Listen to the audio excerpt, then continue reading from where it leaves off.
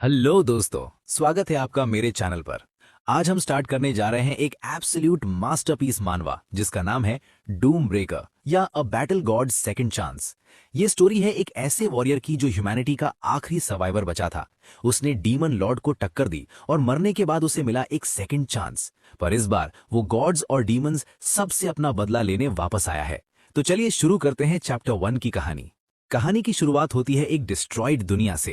Humanity demon race से हार चुकी है। सिर्फ 1 साल लगा और इंसानों का नामो निशान मिट गया। जो बचे वो डीमंस के खाने के लिए कैटल बन गए।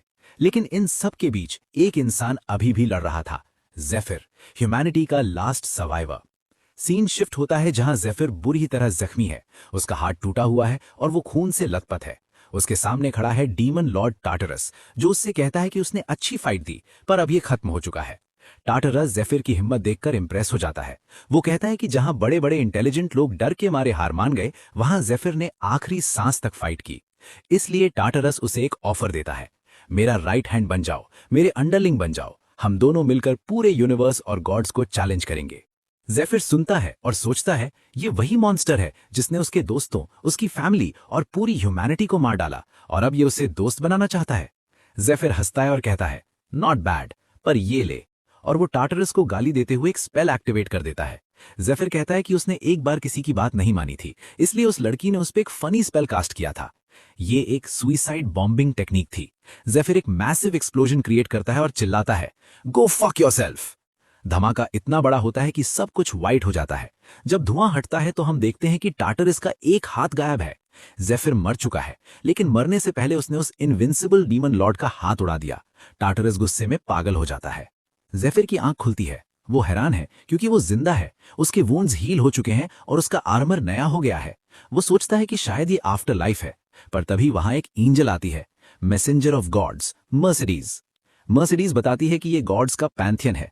नॉर्मली ज़ेफिर मर चुका होता, पर गॉड्स ने उसकी फाइट देखी और वो उससे इंप्रेस हो गए। उन्होंने डिसाइड किया है कि वो ज़ेफिर को वापस पास्ट यानी भूतकाल में भेजेंगे। ज़ेफिर को शक होता है। वो पूछता है कि गॉड्स तो ह्यूमैनिटी को मरने के लिए छोड़ चुके थे, अब उन्हें क्या चाहिए, क्योंकि दुनिया में कुछ भी फ्री नहीं होता। मर्सिडीज सच बताती है, जो ज़ेफिर का खून खौला देता है। वो कहती है, गॉड्स बोर हो रहे थे, उन्हें तुम्हारी फाइट देखकर मजा आया, तुम बस उनके लिए एक एंटरटेनमेंट हो। ज़ेफिर को रियलाइज होता है कि उसकी लाइफ, उसके दोस्तों की मौत, वो सब इन गॉड्स के लिए बस एक टीवी शो था। ज़ेफिर गुस्से में चिल्लाता है, पर मर्सिडीज उसे बताती है कि असली वजह कुछ और है। डीमन लॉर्ड टार्टरस, जो आज तक कभी नहीं हारा था, जब उसने देखा कि एक मामूली इंसान ने उसका हाथ काट दिया, तो उसने अपनी ईगो में आकर टाइम रिवाइंड करने की डिमांड की है। वो अपनी परफेक्ट विक्ट्री चाहता है। इसलिए गॉड ज़ेफिर को वापस भेज रहे हैं ताकि वो टार्टरस को एक अच्छी फाइट दे सकें।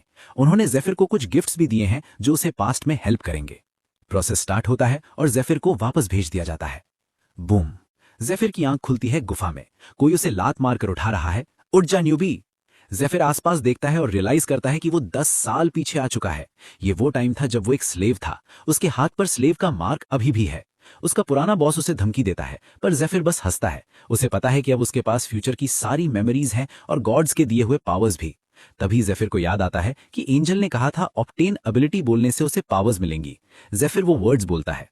जैसे ही वो ऑब्टेन एबिलिटी बोलता है, उसके सामने एक स्क्रीन आती है स्पेशल पर्क्स की। ज़ेफिर उस लिस्ट को देखकर एक शैतानी स्माइल के साथ कहता है, ये तो चीटिंग है। क्या है ये पावर्स और कैसे एक स्लेव बनेगा गॉड ऑफ वॉर, जो गॉड्स और डीमंस दोनों को झुका देगा? ये जानने के लिए देखिए नेक्स्ट एपिसोड। अगर आपको ये एक्सप्लेनेशन पसंद आई तो लाइक और सब्सक्राइब जरूर करें। मिलते हैं चैप्टर 2 में।